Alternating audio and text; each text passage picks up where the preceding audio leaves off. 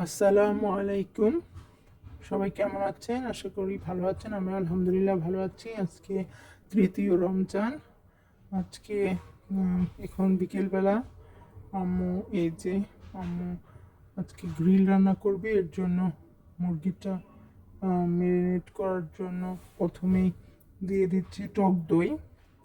তারপরে একে একে সব মশলা দিয়ে দিবে। এখানে আদা, রসুন এবং জিরা একসাথে পেস্ট করা আছে। এখানে আছে গোলমরিচের গুঁড়া, তারপরে বারবিকিউ মশলা, টমেটো সস, জিরা গুঁড়ো, মরিচ গুঁড়ো, হলুদ গুঁড়ো এবং কাবাব মশলা সব একসাথে দিয়ে একটু লবণ দিয়ে এগুলো ভালো করে মিশিয়ে নেওয়া হবে। একটু সরিষার তেল দিয়ে দেওয়া হচ্ছে। সরিষার তেল দিয়ে ভালোভাবে এগুলো মিক্স করে নিতে হবে। এখন একটু লেবু চিপে লেবুর রস দিয়ে দেওয়া হচ্ছে। লেবুর রস দিয়ে দেওয়া হচ্ছে, এই যে দেখতেই পাচ্ছেন। লেবুর রস দিয়ে এটা ভালোভাবে মিক্স করতে হবে। এবং এই যে মুরগিটা ভালো করে ধুয়ে চাকু দিয়ে মাঝখানে কেটে নেওয়া হয়েছে, যাতে সব মশলা এটার ভিতরে ঢুকে যায়। এই যে এখন সব কাটা জায়গাগুলোতে সুন্দরভাবে মশলা দিয়ে দিতে হবে এবং এটা 2 থেকে 3 ঘন্টা ম্যারিনেট করে রাখবো ফ্রিজে। নর্মাল ফ্রিজে আমরা ম্যারিনেট করে রাখবো।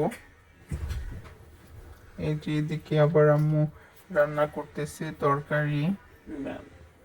এই যে কাতল মাছ ভাজি করা হয়েছে, আর এদিকে রান্না হয়ে গেছে টমেটোর ঝোল রান্না হয়েছে ট্যাংরা মাছ দিয়ে। এই যে পটলের তরকারি কাতল মাছ দিয়ে, এগুলো সেহরির জন্য রান্না করা হয়েছে এবং করলা ভাজি করা হয়েছে। এই যে সরিষার তেল দিয়ে দেওয়া হলো একটা প্যানে।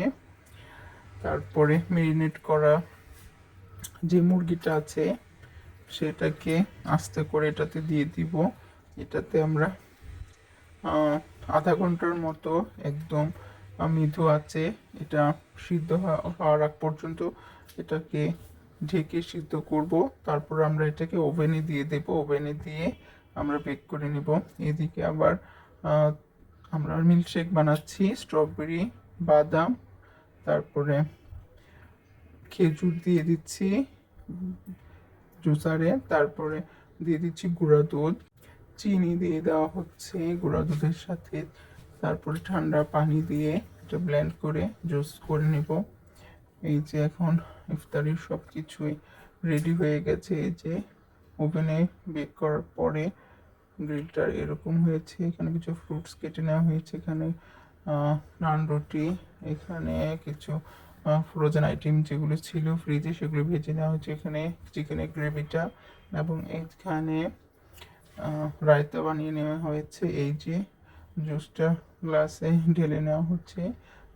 আজান দিতে বেশি সময় নেই, আর 10 মিনিট সময় আছে। এখানে সব ইফতারগুলো রেডি করা হয়ে গেছে। এখানে কিছু ফ্রুটস আছে। এই যে চিকেন গ্রিলটা, রায়তাটাও আজকে ঘরে বানানো হয়েছে টক দই দিয়ে। রায়তাটা খুব মজা হয়েছিল। রায়তার রেসিপিটা আমরা আরেকদিন শেয়ার করব। এখানে যে গ্রেভিগুলো ছিল সেগুলো নেওয়া হয়েছে। এই যে আজকের ইফতার এই পর্যন্তই। আজান হয়ে গেছে। এই যে এখন আজানের পরে পরিবেশটা খুব সুন্দর। আজকের ভিডিওটা এই পর্যন্তই। যদি ভালো লাগে অবশ্যই লাইক কমেন্ট করবেন এবং সবসময় আমাদের পাশে থাকবেন। সবাইকে শুভকামনা জানিয়ে আল্লাহ হাফিজ।